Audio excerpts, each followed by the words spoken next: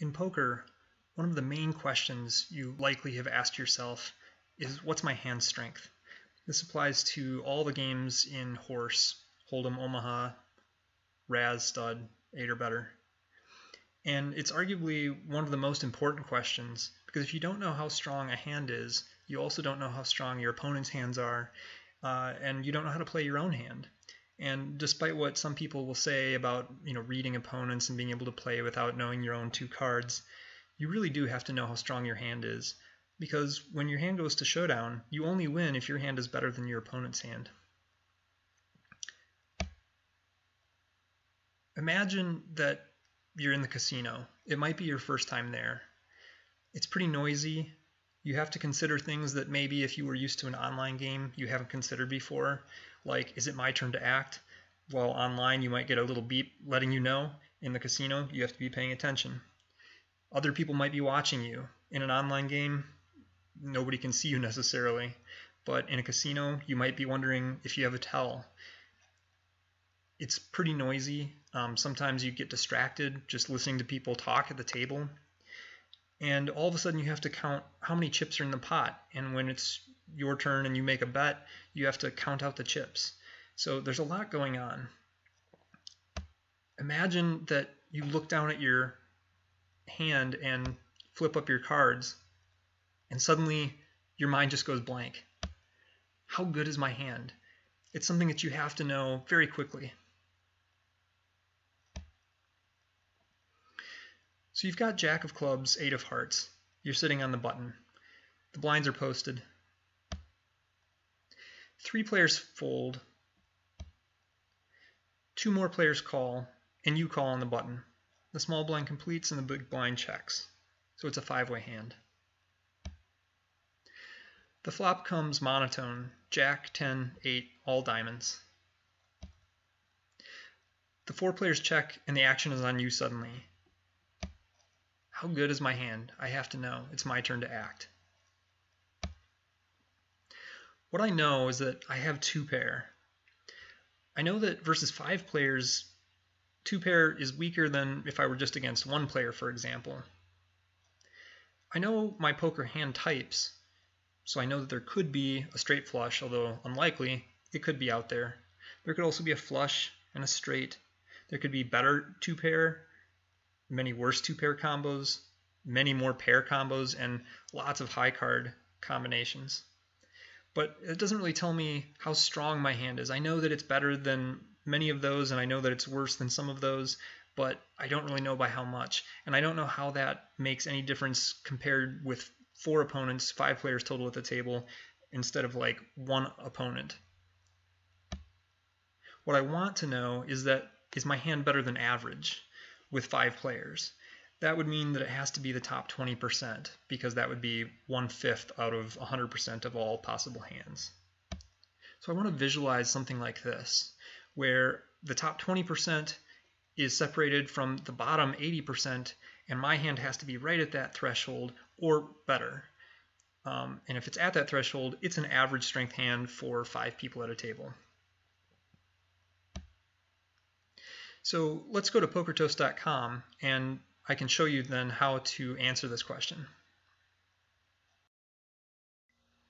To get started, just click on the toaster.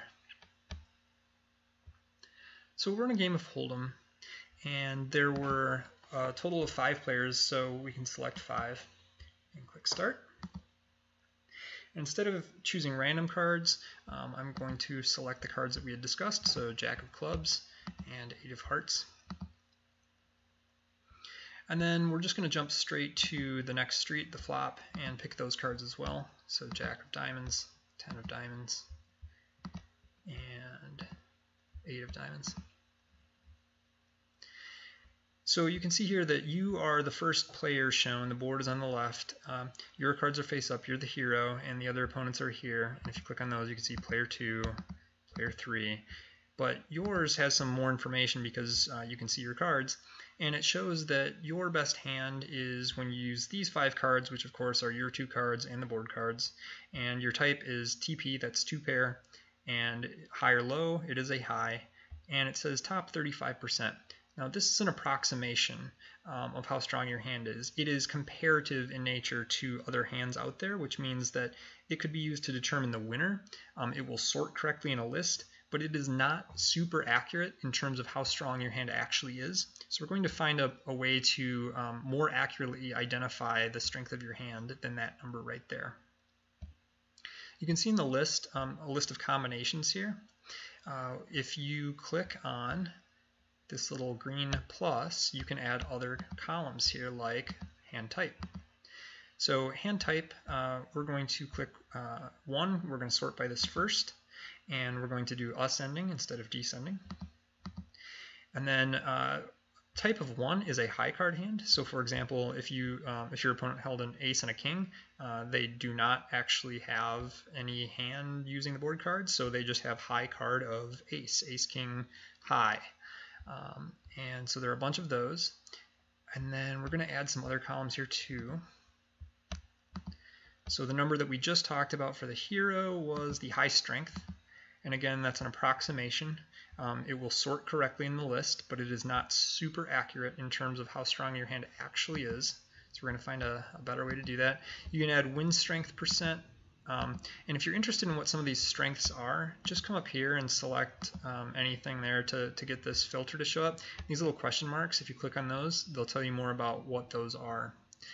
This is also an approximation. It is maybe slightly more accurate than this high strength. There are some pros and cons to each of these. Neither of them are quite as accurate as what we want. So I just wanted to show you some of this functionality here. So we're going to scroll now. We're sorting on high type first. We're going to sort on high strength second, also ascending.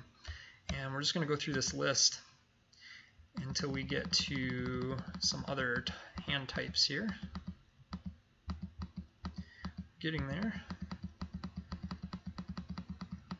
There's a lot of just high card hands. So if you held pocket queens, you have a pair. If you held an ace and a jack, the jack makes a pair with the jack. So these are the combinations that your opponents could hold.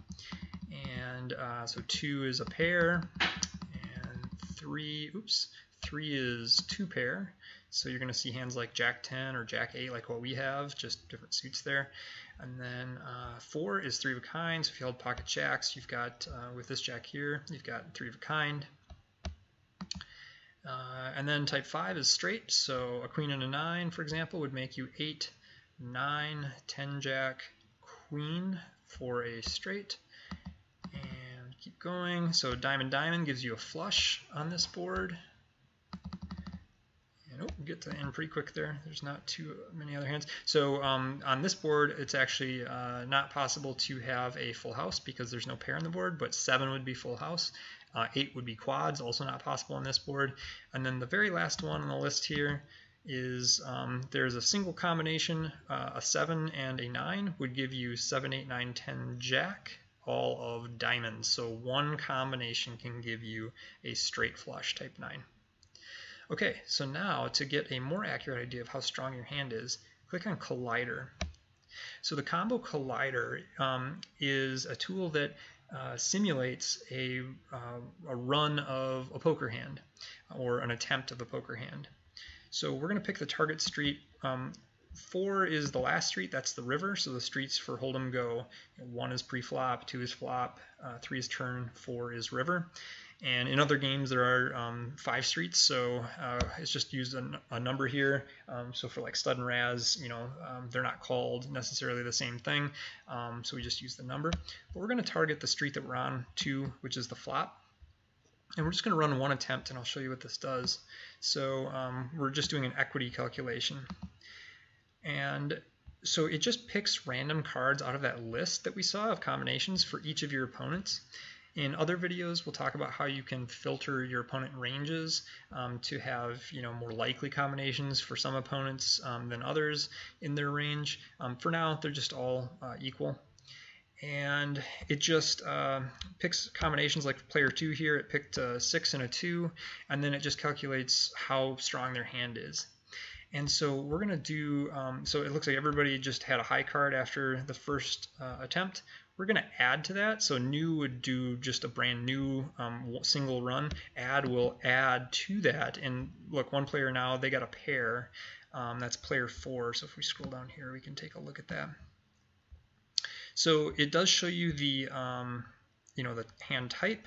It shows you the percent, and so that is actually the high strength that it's showing you there.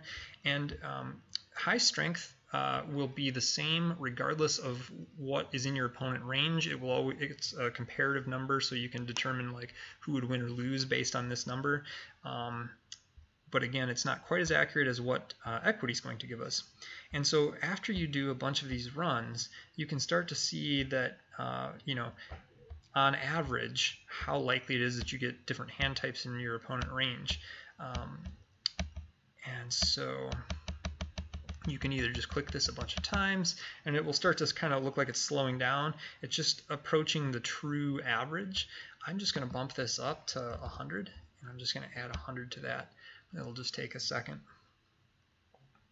And the more attempts that you do, the more accurate this will get. And this is actually the number that you're looking for. So you can see in here there's a sliver, 2 pair. Above it, you can barely see it. It's a T and an H, that's 3 of a kind.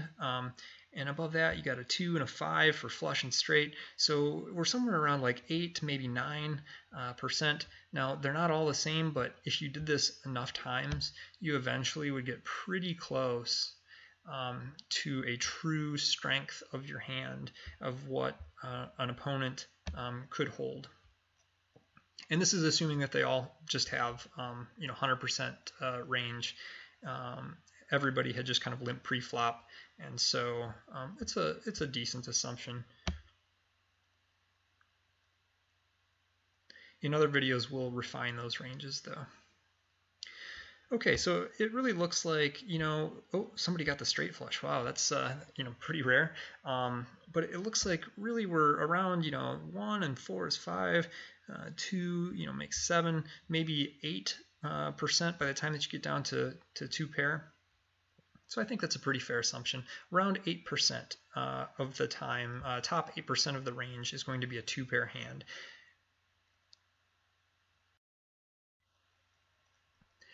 So just to revisit, we know all the hand types that are likely on average. You'll see these, for example, maybe straight flush. It's not shown in this picture here. But 2 pair ends up being somewhere around maybe the 8% mark. And so that's how strong your hand is. And against 5 opponents, or 4 opponents, 5 players total, that's better than average, which would be about the top 20%. So some of the pairs would be, strong pairs would be, closer to an average hand. So a little interesting way to think about combinations, and I think I'd mentioned this earlier. So, if you think about like a ruler, 1 foot being 12 inches, if you said that a combination is 1/8 of an inch, this will just give you a sense of how many combinations there are in the different games of poker. So that there would be 8 combos in 1 inch.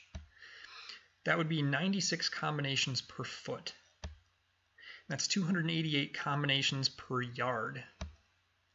So thinking about Hold'em, there are around 1,326 combinations, depending on exactly how you are counting combinations, which ones you're including on the flop or pre-flop, etc. But 4.6 yards. So if you look at a game like Stud or Raz, there's actually over 64,000 combinations, which is like 2 1/4 football fields. And you can see compared to the house, that's quite a few combinations. And then, lastly, if you think about Omaha, there are over 270,000 combinations, which is like a half a mile, or about the equivalent of the tallest building in the world. And it just dwarfs the number of combinations of the other forms of poker. So just an interesting fun fact. So what I know now is that Jack 8 is better, as we talked about, than average. It is in the top 20%, but it's much better than just at that threshold of 20%. So we are doing okay. So then you might be thinking, well, should I bet? Well, I'll tell you what, that is a good question, and it's a question for a different video.